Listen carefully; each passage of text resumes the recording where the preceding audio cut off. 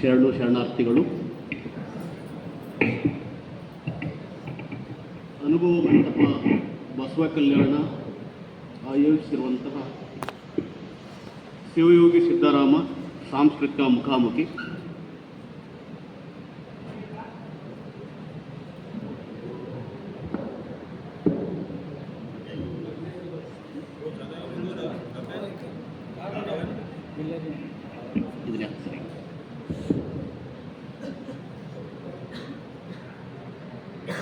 ಶಿವಯೋಗಿ ಸಿದ್ದರಾಮ ಸಾಂಸ್ಕೃತಿಕ ಮುಖಾಮುಖಿ ರಾಷ್ಟ್ರೀಯ ವಿಚಾರ ಸಂಕಿರಣ ಬಹಳ ಅರ್ಥಪೂರ್ಣವಾಗಿ ಆಯೋಜನೆ ಮಾಡಲಾಗಿದೆ. ಇಲ್ಲಿ ವಿಶೇಷವಾಗಿ ಬಾಲ್ಕಿ ಅಪ್ಪಾಜ್ ಅವರ ಕಮಲಗಳಿಗೆ ನಮಿಸುತ್ತಾ, ಎಲ್ಲ ಪೂಜ್ಯರ ಕಮಲಗಳಿಗೆ ನಮಿಸುತ್ತಾ, ಶರಣಾರ್ಥಿಗಳು ಹೇಳುತ್ತಾ, ವೇದಿಕೆಯ ಮೇಲಿರ್ತಕ್ಕಂಥ ಗೋಷ್ಠಿಯ ಅಧ್ಯಕ್ಷತೆ ವಹಿಸಿರ್ತಕ್ಕಂಥ ಆತ್ಮೀಯರು ಮತ್ತು ಸ್ನೇಹಿತರಾಗಿರ್ತಕ್ಕಂಥ ಪ್ರೊಫೆಸರ್ ಅಮರೇಶ್ ಯತ್ಗಲ್ ಅವರೇ, ಸಾನ್ನಿಧ್ಯ ವಹಿಸಿರ್ತಕ್ಕಂಥ ಪೂಜ್ಯ ಕರುಣೇಶ್ವರ ಮಹಾಸ್ವಾಮಿಗಳವೇ, ಈಗಾಗಲೇ ಕರ್ನಾಟಕದಲ್ಲಿ ಶಾಸ್ತ್ರಗಳ ಕುರಿತು ಮಾತಾಡಿರ್ತಕ್ಕಂಥ ಡಾಕ್ಟರ್ ಚನ್ನಬಸಯ್ಯ ಹಿರೇಮಠ ಅವರೇ, ಡಾಕ್ಟರ್ ಯುರ್ಸಟ್ಟಿ ಗಾರಂಪಳ್ಳಿ ಅವರೇ, ಎಲ್ಲ ಶರಣ ಭಕ್ತಾದಿಗಳಿಗೆ, ಸಾಹಿತ್ಯಾಸಕ್ತರಿಗೆ, ಆಸಕ್ತರಿಗೆ ಶರಣುಗಳನ್ನು ಹೇಳುತ್ತಾ, ನನಗೆ 10 ನಿಮಿಷಗಳ ಕಾಲಾವಧಿಯನ್ನು ಮಿತಿಯನ್ನು ಹಾಕಿದ್ದಾರೆ. ಯಾಕಂದರೆ ನನಗೆ ಗೊತ್ತು, ನಾವೇನೇ ಮಾಡಿದರೂ ಕಾಲ ನಿಲ್ಲಲ್ಲ, ಕಾಲ ಓಡ್ತಿರ್ತದೆ. 11:30ಕ್ಕೆ ನಮ್ಮ ಗೋಷ್ಠಿ ಮುಗಿಬೇಕು. ಆದರೆ ಒಂದು 10 ನಿಮಿಷ ಆಚೆ ಆದರೆ ಆಗ್ಬೋದು. ನನ್ನ ಈ ಪ್ರಬಂಧದ ಸಿದ್ಧತೆ ಮತ್ತು ಇಲ್ಲಿ ಬಂದು ನಿಲ್ಲಲಿಕ್ಕೆ ಕಾರಣರಾಗಿರ್ತಕ್ಕಂಥ ಪ್ರೊಫೆಸರ್ ಕಲ್ಯಾಣರಾವ್ ಪಾಟೀಲ್ ಅವರೇ, ವಿಶೇಷವಾಗಿ ಅಪೋಸರಿಗೆ ಇನ್ನೊಂದು ಸಲ ಶರಣಾರ್ಥಿ. 2 ಸಲ ಫೋನ್ ಮಾಡಿ ಈ ಲೇಖನ ಬರೀಲೇಬೇಕು, ನೀವು ಬರಲೇಬೇಕಂತೇಳಿ ಅವರು ಪ್ರೀತಿ ಒತ್ತಾಯಕ್ಕೆ ನಾವೆಷ್ಟು ಶರಣ ಹೇಳಿದರೂ ಕೂಡ ಕಡಿಮೆ ಅಂತ ನೆನಪಿಸುತ್ತಾ, ತೆಲಂಗಾಣದಲ್ಲಿ ಸಿದ್ದರಾಮೇಶ್ವರ ಸ್ಮಾರಕಗಳು ಅನ್ನುವಂಥ ವಿಷಯದ ಕುರಿತು ನಾನು ಒಂದು 10 ರಿಂದ 12 ನಿಮಿಷ, ಇದು ನೇರವಾಗಿ ಓದಿದರೂ ಒಂದು 15 ನಿಮಿಷದ ಒಂದು ಲೇಖನ ಇದೆ, ಈಗಾಗಲೇ ಮುದ್ರಿತ ಆಗಿದೆ. ಇದ್ರ ಕುರಿತು ನಾನು ಆಲೋಚನೆ ಮಾಡ್ತಿರ್ಬೇಕಾಗಿದ್ದರೆ, 12ನೇ ಶತಮಾನದ ನಮಗೆಲ್ಲ ಸಿದ್ದರಾಮನ ಕುರಿತು ಕನ್ನಡದಲ್ಲಿ ರಾಘವಾಂಕ ಬರೆದಂಥ ಸಿದ್ದರಾಮ ಚಾರಿತ್ರೆ ಇದೆ, ಅನೇಕ ಶಾಸ್ತ್ರಗಳ ಬಗ್ಗೆ ಮಾತಾಡಿದ್ದಾರೆ. ಹಾಗಿದ್ರೆ ತೆಲಂಗಾಣಕ್ಕೂ ಮತ್ತು ಸಿದ್ದರಾಮನಿಗೆ ಹೇಗೆ ನಾವು ಆ ನೆಂಟನ್ನು ಬೆಳೆಸಬೇಕು? ಸಿದ್ದರಾಮ ಚಾರಿತ್ರದೊಳಗೆ ಭಕ್ತಾದಿಗಳ ಜೊತೆ ಮಲ್ಲಯ್ಯನ ನೋಡಲಿಕ್ಕೆ ಸಿದ್ದರಾಮ ಶ್ರೀಶೈಲಕ್ಕೆ ಹೋದ ಅನ್ನುವಂಥ ಒಂದು ವೇಳೆ ನಮಗೆ ಸಿಗ್ತದೆ. ಮುಖ್ಯವಾಗಿ ನನಗನ್ನಿಸ್ತು, ಈ ಲೇಖನ ಬರೋದಾದ ಮೇಲೆ ಮತ್ತು ಇಲ್ಲೆಲ್ಲ ಸಂಪನ್ಮೂಲಗಳ ವ್ಯಕ್ತಿಗಳ ಮಾತು ಕೇಳ್ತಿರುವಾಗ ನಾನು ಆಲೋಚನೆ ಮಾಡ್ತಾ ಇದ್ದೆ, ಸೊನ್ನಲಿಗೆಯಿಂದ ಶ್ರೀಶೈಲಕ್ಕೆ ಹೇಗೆ ಹೋದ ಮತ್ತು ಬಂದ ಅನ್ನುವಂಥ ಒಂದು ಮ್ಯಾಪು ಸಿದ್ಧಗೊಳಿಸಬೇಕಾದಂಥ ಒಂದು ಅಗತ್ಯತೆ ಇದೆ ಅಂತ ನನಗನ್ನಿಸ್ತು. ಯಾಕಂದರೆ ಸಿದ್ದರಾಮ ಆ ಕಾಲದಲ್ಲಿ ಹೇಗೆ ಪ್ರಯಾಣ ಮಾಡಿದ, ಶ್ರೀಶೈಲವನ್ನು ತಲುಪಿದ, ಮತ್ತೆ ವಾಪಸ ಬಂದ ಅನ್ನುವಂಥದ್ದು ಭಾಳ ಅಧ್ಯಯನಶೀಲ ಒಂದು ಅಧ್ಯಯನ, ಅದು ಆಗಬೇಕಾದಂಥ ಒಂದು ಕೆಲಸ ಅಂತ ನಾನು ಈಗ ಯೋಚನೆ ಮಾಡಿದ್ದು. ತಟ್ಟನೆಗೆ ನನಗೆ ನೆನಪು ಬಂದಿರೋದು, ಒಂದು ಮ್ಯಾಪ್ನೇ ಮಾಡುವಂಥದ್ದೇ ಒಂದು ಅಧ್ಯಯನ ಆಗ್ತದೆ ಅನ್ನುವಂಥದ್ದು. ಮೋಸ್ಟ್ಲಿ ಇಲ್ಲಿವರೆಗೆ ಆ ಥರದ ಗುರುತಿಸುವಿಕೆ ಆಗಿಲ್ಲ ಅಂತ ನನ್ನ ತಿಳುವಳಿಕೆ ಮಿತಿಯೊಳಗೆ ನಾನು ಈ ಮಾತನ್ನು ಹೇಳಲಿಕ್ಕೆ ಇಷ್ಟಪಡ್ತಾ ಇದ್ದೀನಿ. ಹಾಗಿದ್ರೆ ತೆಲಂಗಾಣಕ್ಕೂ ಸಿದ್ದರಾಮನಿಗೆ ಇರ್ತಕ್ಕಂಥ ನಂಟು ಏನಿದೆ ಮತ್ತು ಈ ಸ್ಮಾರಕಗಳ ಕುರಿತು ಹೇಗೆ ನಾವು ಆಲೋಚನೆ ಮಾಡಬೇಕು ಅನ್ನುವಂಥ ಯೋಚನೆಯಲ್ಲಿ ತೊಡಗಿರುವಂತಹ ಸಂದರ್ಭದಲ್ಲಿ ಸಾಮಾನ್ಯವಾಗಿ ಆತನ ಕಾವ್ಯದ ಬದುಕು ಮತ್ತು ಚರಿತ್ರೆಯನ್ನು ಕಾವ್ಯ ಪುರಾಣಗಳು ನಿರೂಪಿಸ್ತಾ ಇದ್ದಾವೆ. ಅದು ಒಂದು ಕಡೆ ನಮಗೆ ದಾಖಲೆಯಾಗಿ ಸಿಗ್ತದೆ, ಶಾಸ್ತ್ರಗಳು ನಿರೂಪಿಸ್ತಾ ಇದ್ದಾವೆ. ಹಾಗಿದ್ರೆ ಈ ಸ್ಮಾರಕಗಳು ಏನು ಮಾಡ್ತಾ ಇದ್ದಾವೆ? ಕರ್ನಾಟಕ ಮತ್ತು ಮಹಾರಾಷ್ಟ್ರ, ತೆಲಂಗಾಣ ಮತ್ತು ಆಂಧ್ರದವರೆಗೂ ಸಿದ್ದರಾಮನ ವ್ಯಾಪ್ತಿ ಹರಡಿದೆಯಲ್ಲ.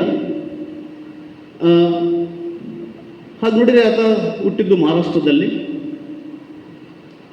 ಆಮೇಲೆ ತೆಲಂಗಾಣಕ್ಕೆ ಈಗಿರ್ತಕ್ಕಂಥ ಆಡಳಿತಾತ್ಮಕವಾಗಿ ಆಂಧ್ರದ ಶ್ರೀಶೈಲಕ್ಕೆ ಆತ ಪ್ರಯಾಣ ಬೆಳೆಸಿರ್ತಕ್ಕಂಥದ್ದು. ಮತ್ತು ಅಲ್ಲಮ್ಮನ ಜೊತೆಗೂಡಿ ಕಲ್ಯಾಣಕ್ಕೆ ಬಂದ. ಹೀಗೆ ಮಹಾರಾಷ್ಟ್ರ ಒಂದು ಕಡೆ ತೆಲುಗು ರಾಷ್ಟ್ರ ಅಂತ ಅನ್ಬೋದು, ತೆಲುಗು ಪ್ರದೇಶದ ತೆಲಂಗಾಣ ಅಥವಾ ಆಂಧ್ರ ಪ್ರದೇಶ, ಆಮೇಲೆ ಕರ್ನಾಟಕ. ಹೀಗೆ ಈ ಮೂರೂ ಪ್ರದೇಶಗಳಲ್ಲಿ ಶಾಸನಗಳು, ಸ್ಮಾರಕಗಳು ಅತ್ಯಂತ ವಿಪುಲವಾಗಿ ಸಿಗ್ತವೆ ಅನ್ನುವಂಥದ್ದು. ಈಗಾಗಲೇ ಕರ್ನಾಟಕದಾಯಿತು, ಮಹಾರಾಷ್ಟ್ರದಾಗಿದೆ. ಇನ್ನು ಈ ಸ್ಮಾರಕಗಳು ಅನ್ನುವಂಥದ್ದು ದೇವಾಲಯಗಳ ನೆಲೆಯಲ್ಲಿ, ಧಾರ್ಮಿಕ ನೆಲೆಯಲ್ಲಿ, ಭಕ್ತಿಯ ನೆಲೆಯಲ್ಲಿ ರೂಪಿತವಾಗಿರ್ತಕ್ಕಂಥವುಗಳು ನಾವು ಕಾಣ್ತೀವಿ. ಈ ನೆಲೆಯಲ್ಲಿ ನೋಡಿದಾಗ ನಮಗೆ ತೆಲಂಗಾಣಕ್ಕೆ ಆತನ ಕುಲಗುರುವಾಗಿರ್ತಕ್ಕಂಥ ರೇವಣಸಿದ್ಧ, ಅದು ಕೊಲ್ಲಿಪಾಕು, ಕೊಳ್ಳಿಪಾಕು, ಕೊಲ್ಲೆಪಾಕು, ಕೋಲನ್ಪಾಕು ಅಂತ ಇವಾಗ ಕರೀತಾ ಇದ್ದಾರೆ ಆ ಸ್ಥಳಕ್ಕೆ. ಅಲ್ಲಿ ಸೋಮೇಶ್ವರ ಟೆಂಪಲ್ ಇವತ್ತಿಗೂ ಕೂಡ ಇದೆ. ಜೀರ್ಣ ಸ್ಥಿತಿಯಲ್ಲಿ, ಜೀರ್ಣ ಮತ್ತು ಉದ್ಧಾರ ಆಗ್ತಾನೆ ಇದೆ. ಅದು ಅಷ್ಟೊಂದು ಹೇಳಿಕೊಳ್ಳುವಂಥ ಭಾಳ ಹಳೆಯ ಒಂದು 4000 ವರ್ಷಗಳ ಇತಿಹಾಸ ಹೇಳ್ತಾರೆ. ರೇವಣಸಿದ್ಧ ಇಲ್ಲ ಲಿಂಗದಲ್ಲಿ ಉದ್ಭವ ಆದ ಮತ್ತು ಲಿಂಗದಲ್ಲಿ ಐಕ್ಯ ಆದ ಅನ್ನುವಂಥ ಅದಕ್ಕೆಲ್ಲ ಸಾಕಷ್ಟು ಚರಿತ್ರೆ ಮತ್ತು ಶಾಸನಗಳ ದಾಖಲೆಗಳಿದ್ದಾವೆ. ಹೀಗೆ ಆ ಗುರು ರೇವಣಸಿದ್ಧರು ಸೊನ್ನಲಿಗೆ ಬಂದಾಗ ಮುದ್ದೇಗೌಡರಿಗೆ ಮತ್ತು ಸುಗ್ಗವ್ವಗೆ ವಯಸ್ಸಾಗಿರ್ತದೆ. ಅದೆಲ್ಲ ನಮಗೆ ಸಿದ್ದರಾಮ ಚರಿತ್ರದಲ್ಲಿ ಭಾಳ ದೀರ್ಘವಾಗಿರ್ತಂಥ ವಿವರವಾಗಿರ್ತಕ್ಕಂಥ ದಾಖಲೆ ಸಿಗ್ತದೆ. ಅವಳ ಉದರವನ್ನು ಮುಟ್ಟಿ ನಮಸ್ಕರಿಸುವಂಥ ಪರಿ ಇದೆಯಲ್ಲ, ಇಲ್ಲಿ ಒಬ್ಬ ಮಹಾಪುರುಷ ಜನಸ್ಥಾನೆ ಅನ್ನುವಂಥದ್ದು. ಆ ಒಂದು ಹಿನ್ನೆಲೆಯಲ್ಲಿ ಆ ಕೋಲನ್ಪಾಕಕ್ಕೂ ಮತ್ತು ಸಿದ್ದರಾಮನಿಗೆ ನೆನಪಿದೆ. ಮುಂದೆ ಬೇರೆ ಬೇರೆ ಆಕಾರಗಳಲ್ಲಿ ಸಿದ್ದರಾಮಲಿಗೆ ಹೋಗಿದ್ದ ಸಾಯಿ ಮಾಯಿ ಅನ್ನುವಂಥ ಆತನ ಶಿಷ್ಯಂದ್ರನ್ನು ಒಡಗೂಡಿ ಅಲ್ಲಿ ದೇವಾಲಯಗಳು ಮತ್ತು ಲಿಂಗಗಳನ್ನು ಸ್ಥಾಪಿಸುವಂತಹ ಕೆಲಸದಲ್ಲಿ ತೊಡಗಿದ್ದ ಅನ್ನುವಂಥ ದಾಖಲೆಗಳು ಸಿಗ್ತವೆ. ಇದು ಒಂದು ಮಾಹಿತಿ ಕೋಲನ್ಪಾಕಿಗೆ ಸಂಬಂಧಪಟ್ಟ ಹಾಗೆ. ಅಥವಾ ಕೊಲ್ಲಿಪಾಕ, ಇವತ್ತು ಇದನ್ನು ಕೋಲನ್ಪಾಕ ಹಿಂದೆ ಜೈನ ಧರ್ಮ ಕೇಂದ್ರವೂ ಆಗಿತ್ತು, ಹಾಗೆ ಶರಣರ ಕೇಂದ್ರವೂ ಆಗಿತ್ತದು. ಭಾಳ ಮುಖ್ಯವಾಗಿ ನಾನು ಕ್ಷೇತ್ರ ಕಾರ್ಯಕ್ಕೆ ಹೋಗಿರುವಂತಹ ಸಂದರ್ಭದಲ್ಲಿ ನಮಗೆ ವಚನಗಳಲ್ಲಿಯೇ ಉಲ್ಲೇಖ ಆಗಿರುವ ಹಾಗೆ ಒಲೆ 18 ಜಾತಿಯನ್ನು ಉಲ್ಲೇಖ ಆಗ್ತಲ್ಲ, ಒಲೆ 18 ಜಾತಿಗೆ ಸಂಬಂಧಪಟ್ಟಂಥ ಮಠಗಳು ಕೂಡ ಅಲ್ಲಿದ್ದಾವೆ. ಅಷ್ಟದಶ ಮಠಗಳು ಕೋಲನ್ಪಾಕಲ್ಲಿದ್ದಾವೆ. ಅದರಲ್ಲಿ ವಿಶೇಷವಾಗಿ ಸೋಮೇಶ್ವರ ಟೆಂಪಲ್ ಏನಿದೆ ಅದು ಭಾಳ ಇವತ್ತು ಒಳ್ಳೆಯ ಸ್ಥಿತಿಯಲ್ಲಿದೆ. ಉಳಿದ ಮಠಗಳು ಉಳಿವಿನ ಸ್ಥಿತಿಯಲ್ಲಿವೆ, ಕೆಲವು ಪೂಜೆಗೊಳ್ಳುತ್ತವೆ, ಕೆಲವು ಪೂಜೆಗೊಳ್ಳಲ್ಲ. ಹೀಗೆ ಆ ಸ್ಮಾರಕಗಳು ಅಲ್ಲಿ ಇದ್ದಾವೆ ಅನ್ನುವಂಥದ್ದು. ಇದಾದಮೇಲೆ ಇದನ್ನು ದಕ್ಷಿಣ ಕಾಶಿ ಅಂತ ಕರೀತಾರೆ ಕೋಲನ್ಪಾಕಕ್ಕೆ. ಇದಕ್ಕೆ ಸಾಕಷ್ಟು ವಿವರಗಳನ್ನು ನಾನು ಕೊಟ್ಟಿದ್ದೇನೆ ಲೇಖನದಲ್ಲಿ. ಇಷ್ಟು ಮಾಹಿತಿ ಸಾಕಂತ ಅನ್ನಿಸ್ತದೆ. ಇನ್ನು ಹಾಗೆ ನೋಡಿದರೆ ಸಿದ್ದರಾಮೇಶ್ವರ, ಸಿದ್ದೇಶ್ವರ ಅನ್ನುವಂಥ ಹೆಸರಿನ ದೇವಾಲಯಗಳು, ಸ್ಮಾರಕಗಳು ತೆಲಂಗಾಣದಲ್ಲಿ ಬಹಳಷ್ಟು ಸಂಖ್ಯೆಯಲ್ಲಿ ಸಿಗ್ತವೆ. ಅದನ್ನು ನಾನು ಗಮನಿಸ್ತಾ ಇದ್ದೆ. ನಾನು ತೆಲುಗು ಪ್ರೊಫೆಸರ್ಗಳ ಜೊತೆ ಚರ್ಚೆ ಮಾಡ್ತಾ ಇದ್ದೆ. ಇಲ್ಲಿ ತೆಲಂಗಾಣದಲ್ಲಿ ಸಿದ್ದರಾಮೇಶ್ವರಿಗೆ ಸಂಬಂಧಪಟ್ಟಂಥ ದೇವಾಲಯಗಳಿದ್ದಾವೆ ಅಂತ ಕೇಳಿದಾಗ ಇವು ತುಂಬ ಇದ್ದಾವೆ ಸರ್. ಸಿದ್ದೇಶ್ವರ ಟೆಂಪಲ್ಗಳಿದ್ದಾವೆ, ಸಿದ್ದರಾಮೇಶ್ವರ ಟೆಂಪಲ್ಗಳಿದ್ದಾವೆ, ಸಿದ್ದೇಶ್ವರ ಟೆಂಪಲ್ಗಳಿದ್ದಾವೆ ಅನ್ನುವಂಥದ್ದು ನಾನು ಅಧ್ಯಯನಕ್ಕೆ ತೊಡಗಿದಾಗ ಅದೇ ಹೆಸರಿನ ಭಾಳಷ್ಟು ಪ್ರಾಚೀನತಮವಾಗಿರ್ತಕ್ಕಂಥ ದೇವಾಲಯಗಳ ಮಾಹಿತಿ ನನಗೆ ಸಿಗ್ತಾವಾಯಿತು ಅನ್ನುವಂಥದ್ದು. ಹೀಗೆ ಸಿಕ್ಕಂಥ ಒಂದು 8 ಸ್ಮಾರಕಗಳ ಕುರಿತು ನಾನಿಲ್ಲಿ ನನ್ನ ಮಾತಿನೆಲೆ ಅಥವಾ ಲೇಖನದಲ್ಲಿ ಪ್ರಸ್ತಾಪಿಸ್ತಾ ಇದ್ದೆ. ನಾನು ವೆಂಡಿಕೊಂಡ ಸಿದ್ದೇಶ್ವರ ಸ್ವಾಮಿ ದೇವಸ್ಥಾನ, ಅದು ಭೂ ಕೈಲಾಸ ಅಂತ ಕರೀತಾರೆ ಅದಕ್ಕೆ. ಅದು ಹೈದರಾಬಾದಿನ ಇವತ್ತು ಅದು ರಂಗಾರೆಡ್ಡಿ ಜಿಲ್ಲೆ ಆಡಳಿತಾತ್ಮಕವಾಗಿ ಶಂಸಾಬಾದ್ ಹತ್ತಿರತಕ್ಕಂಥ ಒಂದು ಹಳ್ಳಿ ಅದು. ಅದು ವೆಂಡಿಕೊಂಡ ಅಂತ ಕರೀತಾರೆ ಅದಕ್ಕೆ, ಸಿದ್ದೇಶ್ವರ ಟೆಂಪಲ್ಲು ದೇವಸ್ಥಾನ. ವೆಂಡಿ ಅಂದರೆ ತೆಲುಗಿನಲ್ಲಿ ಬೆಳ್ಳಿ, ಬಿಡಿದಾದ ಅಂತ ಅರ್ಥ. ಕೊಂಡ ಅಂದರೆ ಬೆಟ್ಟ ಅಥವಾ ಗುಡ್ಡ ಅಂತ ಅರ್ಥ. ಆ ಗುಡ್ಡದೊಳಗೆ ದೇವಾಲಯ ಇದೆ. ನಾನು ಹೋದಾಗ ಬಹಳ ಕುತೂಹಲ ಅನ್ನಿಸ್ತು. ಭಾಳ ಪ್ರಶಾಂತವಾಗಿರ್ತಕ್ಕಂಥ ಹೋದ ತಕ್ಷಣಕ್ಕೆ ನಮ್ಮ ಮನಸ್ಸಿನೊಳಗೆ ಏನೋ ಒಂದು ವಿನೀತ ಭಾವನೆ, ಒಂದು ಭಕ್ತಿ, ಎಲ್ಲೋ ಒಂದು ಕಡೆ ನಾವು ಬಂದು ನೆಲೆಸಿದಲ್ಲ ಅನ್ನುವಂಥ ಒಂದು ಪ್ರಶಾಂತತೆ ನಮ್ಮ ಮನಸ್ಸಿನೊಳಗೆ ಬಂದುಬಿಡ್ತದೆ ಆ ಜಾಗದಾಗ. ಹೋಗಿ ಮೆಟ್ಲತ್ತಿ ಮೇಲ್ಗಡೆ ಹೋದ್ವಿ. ಭಾಳ ಪ್ರಾಚೀನತಮವಾಗಿರ್ತಕ್ಕಂಥ ಟೆಂಪಲ್ ಅನ್ನುವಂಥದ್ದು ಕೂಡ, ಗುಡಿ ಅನ್ನುವಂಥದ್ದು ಗೊತ್ತಾಗ್ತದೆ. ಕಲ್ಲಿನ ಕಳಸ, ಕಲ್ಲಿನ ಬೋದು, ಕಲ್ಲಿನ ಕಂಬಗಳು, ಭಾಳ ಎತ್ತರವಲ್ಲದ ಒಂದು 9-9.5 ಫೀಟ್ ಎತ್ತರ ಇರತಕ್ಕಂಥ ಒಂದು ದೇವಾಲಯ. ಅಲ್ಲಿ ಭಕ್ತಾದಿಗಳು ಬರ್ತಾನೆ ಇರ್ತಾರೆ. ನಾವು ಒಂದು ಸಂಡೇ ಹೋಗಿರೋದು, ಭಕ್ತಾದಿಗಳು ಕಡಿಮೆ ಇದ್ದರು.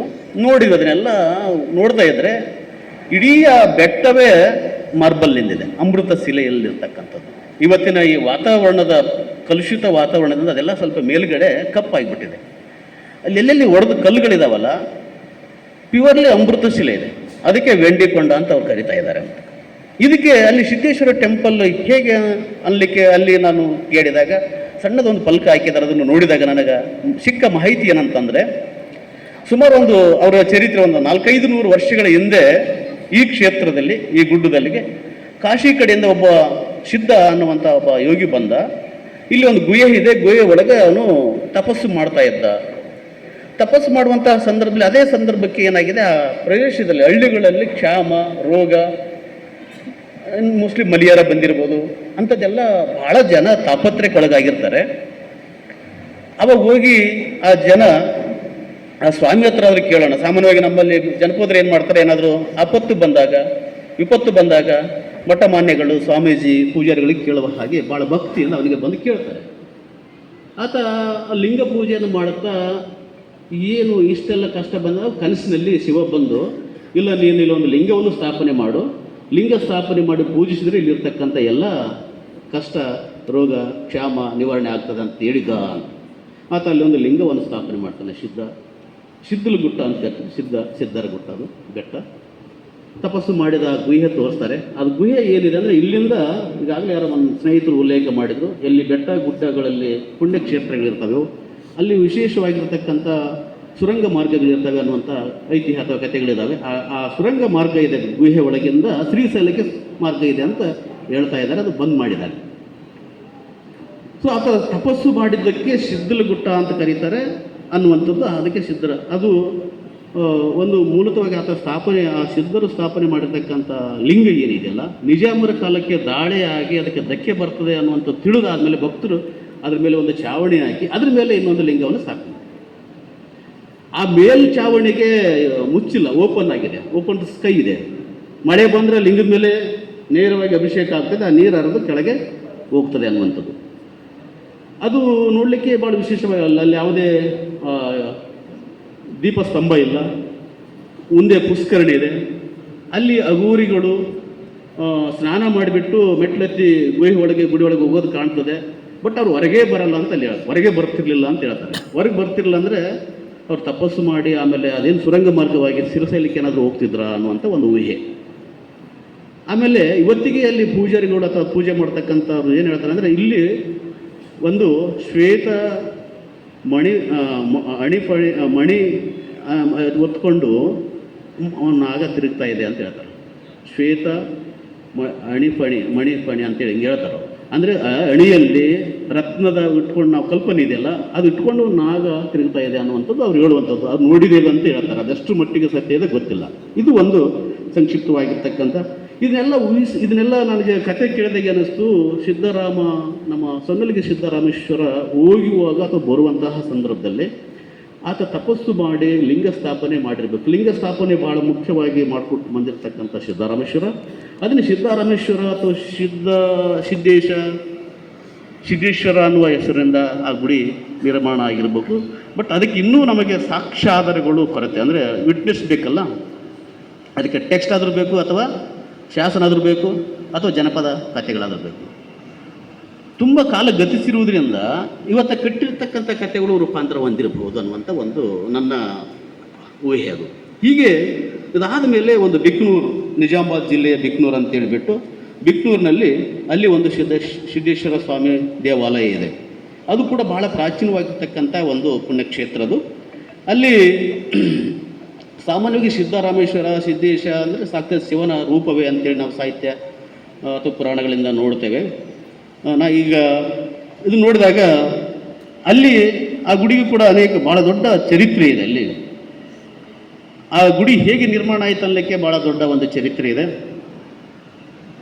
ಅಲ್ಲಿ ಆ ಗುಡಿಗೆ ಸಿದ್ದರಗಿರಿ ಮತ್ತು ರಾಮಗಿರಿ ಅನ್ನುವಂಥ ಇಬ್ಬರು ಋಷಿಗಳು ಬಂದು ತಪಸ್ಸು ಮಾಡ್ತಾ ಇದ್ರಂತೆ. ಆ ಒಂದು ಪಕ್ಕದಲ್ಲಿ ಒಂದು ಹಳ್ಳಿ ಮರದ ಕೆಳಗಡೆ ಕೂತು ತಪಸ್ಸು ಮಾಡುವಂತಹ ಸಂದರ್ಭದಲ್ಲಿ ದಿನಾಲು ಅವರಿಗೆ ಒಂದು ಹಸು ಬಂದು ಆ ಹುತ್ತದ ಮೇಲೆ ಹಾಲನ್ನು ಸುರಿದು ಹೋಗ್ತಾ ಇತ್ತು. ಅವ್ರು ನೋಡ್ತಾರೆ, ನೋಡಿ ಏನಾಗ್ತದೆ, ಏನಿದು ದಿನ ಹಾಲು ಹಸು ಕರೀತಾ ಬಂದು ನೋಡಿದ ತಕ್ಷಣ ಅವ್ರು ತಮ್ಮ ಕಮಂಡಲ್ಲಿರ್ತಕ್ಕಂಥ ನೀರನ್ನು ಆಗದಾಗ ಹುತ್ತ ಒಡೆದು ಹೋಗ್ತದೆ. ಅದ್ರ ಒಳಗಡೆ ಇಂದ ಅವರಿಗೆ ಓಂ ಓಂ ಅನ್ನುವಂಥ ಶಬ್ದ ಓಂಕಾರ ಕೇಳಿ ಬರ್ತದೆ. ಲಿಂಗ, ಉದ್ಭವ ಲಿಂಗ ಕಾಣ್ತದೆ ಅನ್ನುವಂಥದ್ದು. ಆಮೇಲೆ ಕನಸುಗಳೇ ಸಾಹಿತ್ಯದಲ್ಲಿ ಕೂಡ ಕನಸು ಕಾಣ್ತೇವೆ, ಕಥೆಗಳಲ್ಲಿ ಕೂಡ ಕನಸುಗಳಿದ್ದಾವೆ. ಕನಸಿನಲ್ಲಿ ಶಿವ ಬಂದು ಅವರಿಗೆ ಒಂದು ತಾಳೆಗರಿಯ ಗ್ರಂಥವನ್ನು ಕೊಡ್ತಾನೆ. ಅವರು ಆ ತಾಳೆಗರಿಲಿರ್ತಕ್ಕಂಥ ಹಾಡುಗಳನ್ನು ಆಡುತ್ತಾ ಹಣ ಸಂಗ್ರಹ ಮಾಡಿ, ಹಣ ಬೇಕಂದಾಗ ಹಣ ಸಂಗ್ರಹ ಮಾಡಿ ಹಾಡನ್ನು ಆಡಿ ಅಂತೇಳಿ ಅವರೇ ಸ್ವತಃ 500 ವರ್ಷಗಳ ಹಿಂದೆ ಆ ಗುಡಿಯನ್ನು ಕಟ್ಟಿದರು. ಅವರ ಮೂರ್ತಿಗಳು ಎಡಕ ಬಲಕ ಶಿವನ ಮೂರ್ತಿಯಲ್ಲಿ ಆ ಗುಡಿಯಲ್ಲಿದ್ದಾವೆ. ಅವರ ಮೂರ್ತಿಯನ್ನು ನೋಡಿದರೆ ನಮ್ಮ ಸಿದ್ದರಾಮೇಶ್ವರ ಟೆಂಪಲ್ನಿರ್ತಕ್ಕಂಥ ಆಕೃತಿಯಲ್ಲಿ ಮೂರ್ತಿಗಳಿದ್ದಾವೆ.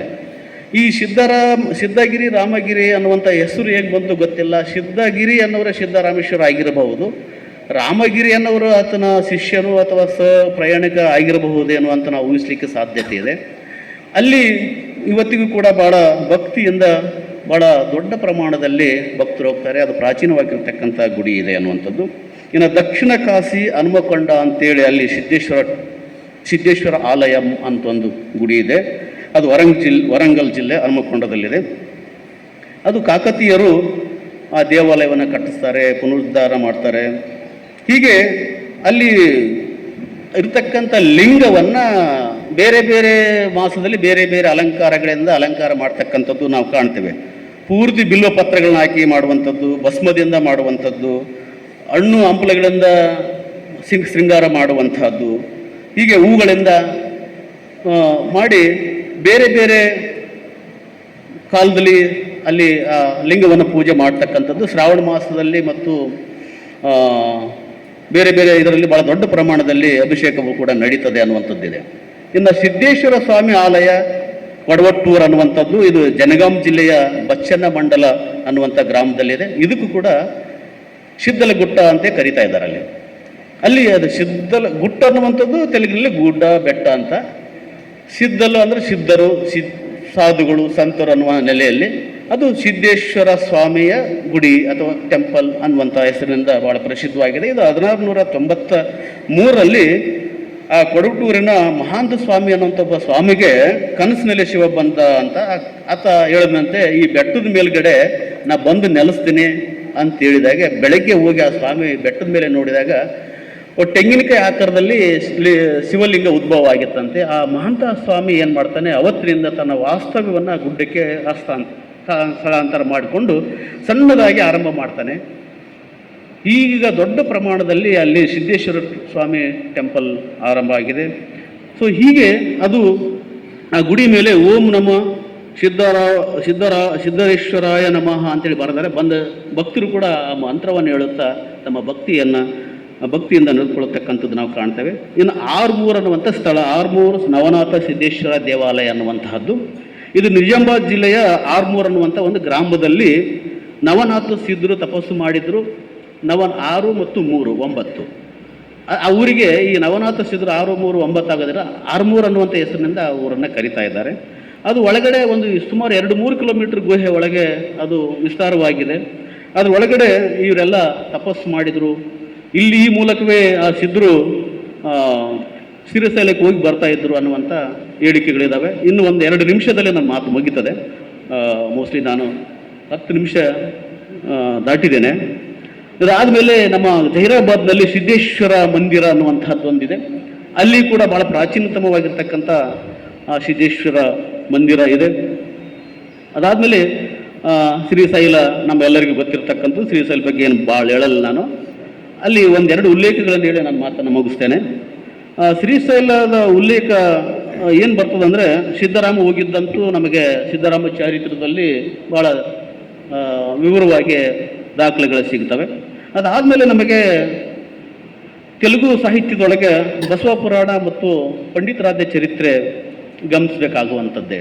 ಅಲ್ಲಿ ಸಿದ್ದರಾಮನ ಶ್ರೀಶೈಲಕ್ಕೆ ಬರ್ತಕ್ಕಂಥ ಭಕ್ತರು ಹೆಂಗೆ ನಡ್ಕೊಳ್ತಿದ್ರು ಅನ್ನುವಂಥ ವರ್ಣನೆ ಭಾಗದಲ್ಲಿ ಸಿದ್ಧರಾದಂಥವರು ಅಥವಾ ಯೋಗಿಗಳಾದಂಥವರು ಈ ಶ್ರೀಶೈಲಕ್ಕೆ ಬಂದಾಗ ಹೇಗೆ ನಡ್ಕೊಳ್ತಾ ಇದ್ದರು ಅನ್ನುವಂತಹ ವರ್ಣನೆ ಮಾಡುವಂತಹ ಸಂದರ್ಭದಲ್ಲಿ ಆ ಪಂಡಿತರಾದ ಚರಿತ್ರೆ ಒಳಗೆ ಉಲ್ಲೇಖ ಆಗಿರೋದು.